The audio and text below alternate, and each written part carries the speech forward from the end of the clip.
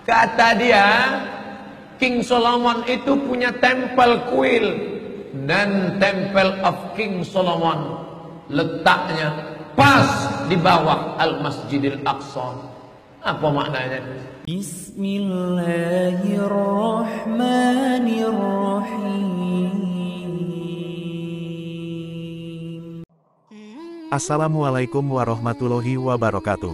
Sahabat beriman, konflik antara Israel dengan Palestina masih berlangsung hingga saat ini. Tercatat sudah 24 hari, konflik ini memanas sejak tanggal 7 Oktober yang lalu. Seperti kita ketahui, hubungan antara Israel dan Palestina mulai memanas sejak tahun 1940-an. Alasan yang paling mendasar kenapa mereka berkonflik adalah perebutan wilayah yang dilakukan oleh negara Israel. Salah satu wilayah yang diperebutkan adalah kompleks Masjid Al-Aqsa di Palestina.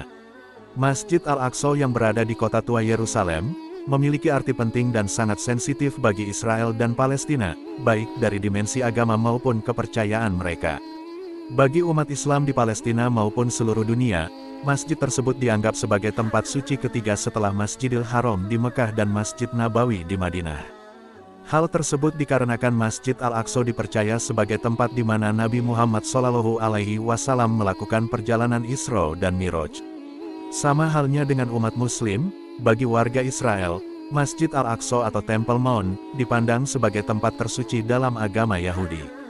Pasalnya, mereka percaya bahwa Raja Solomon membangun kuil Yahudi pertama di sana pada 3000 tahun yang lalu. Kemudian bangsa Romawi menghancurkan kuil kedua di lokasi tersebut pada tahun 70 Masehi. Baru setelah itu dibangunlah Masjid Al-Aqsa oleh Khalifah kedua Islam, Sayyidina Umar bin Khattab. Mereka juga percaya bahwa Abraham atau Nabi Ibrahim dalam agama Islam melakukan ritual kurban di lokasi tersebut. Atas beberapa alasan tersebut, Israel setuju bahwa orang Yahudi wajib memelihara dan melindungi keberadaan Temple Mount.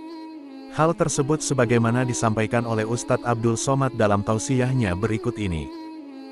Datanglah orang bertanya kepada Nabi SAW, wahai Rasulullah, apa masjid yang pertama dibangun? Masjidil Haram. Setelah itu Masjidil Aqsa. Kam bainahuma, berapa jarak waktu antara Masjidil Haram dengan Masjidil Aqsa? 40. Tapi Nabi tak menyebutkan 40 hari, 40 saat, 40 tahun, 40 abad. Dia tak sebut. Pokoknya ini masjid kedua. Masjidil Aqsa, momen Isra Mi'raj mengingatkan kita tentang penderitaan saudara kita di Masjidil Aqsa. Paling tidak satu hari bukalah itu web gambar Masjidil Aqsa. Penjara terbesar di dunia, Gaza. Di tembok Israel keliling. Ini Masjidil Aqsa di atas. Ini keliling nih sudah mereka gali nih. Digali. Masjidil Aqsa tinggal menunggu runtuh jatuh saja ke bawah lagi. Kenapa mereka menggali itu? Karena kata mereka ada Temple of King Solomon. Ada kuil Nabi Sulaiman kata dia di bawah tu, mau dibangunnya naik ke atas. Persis seperti kata orang India waktu mereka menghancurkan masjid di India. Masjid besar India itu hancur. Waktu dihancurkan apa alasan orang Hindu? Kenapa kalian hancurkan masjid ini? Apa kata orang Hindu? Di bawahnya itu ada kuil Dewa Hanuman, dewa monyet. Sudah puluhan tahun masjid itu hancur, tak keluar-keluar monyet sampai sekarang. Keluar di Antv, itulah yang ditonton Mahabharata. Anak-anak pula menonton Little Krishna. Apa maknanya Bapak Ibu?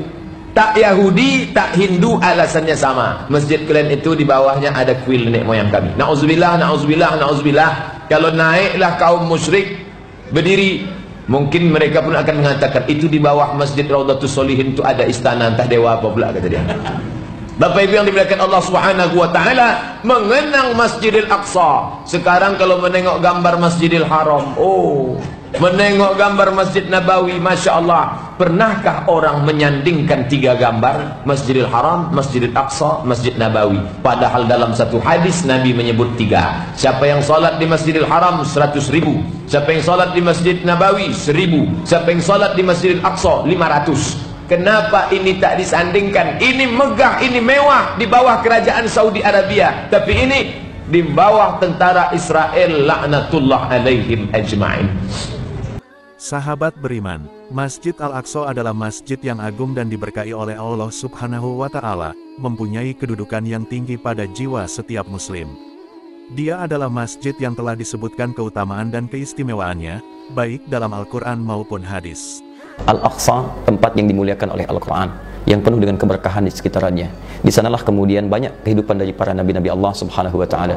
Nabi Ibrahim punya sejarah di sana. Nabi Isa dilahirkan di sekitarannya. Nabi Muhammad SAW diisrakan dari Masjidil Haram, bahkan singgah di Aqsa dan sekitarannya. Karena itu, dalam Al-Quran kita diminta setiap hamba-hamba yang beriman untuk selalu mengaitkan jiwa kita dengan Aqsa, doa kita dengan Aqsa, dan ibadah kita bahkan oleh Nabi SAW diutamakan untuk bisa hadir di dekat Aqsa. Sekarang keadaan Masjid Al-Aqsa dengan juga penduduknya, saudara-saudari kita, khususnya muslim, muslimat yang ada di sekitarnya, bukan hanya sekedar butuh, tapi juga menuntut keimanan kita untuk dibuktikan di hadapan Allah Subhanahu wa taala. Ada saudara-saudari kita yang mungkin hidup tidak seperti kita, ada kedinginan yang sangat melekat pada diri mereka, ada juga banyak cobaan-cobaan yang melekat pada diri mereka. Bagi mereka, mungkin ini adalah perangkat yang mengantarkan ke surga. Tapi boleh jadi itu adalah pemandangan yang dihadirkan kepada kita untuk juga mengantarkan bekal kita ke surga. Mari kita bantu kedinginan mereka, mari kita bantu kelaparan mereka, seperti halnya mereka pernah meneguhkan kemerdekaan bangsa kita. Syekh Al-Amin Al-Husaini pernah mendeklarasikan, menegaskan pada dunia bahwa Indonesia bangsa yang merdeka.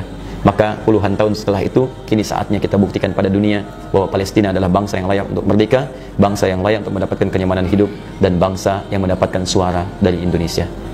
Semoga video ini bermanfaat bagi kita semua dan menambah tingkat keimanan kita kepada Allah Subhanahu wa Ta'ala. Wassalamualaikum warahmatullahi wabarakatuh.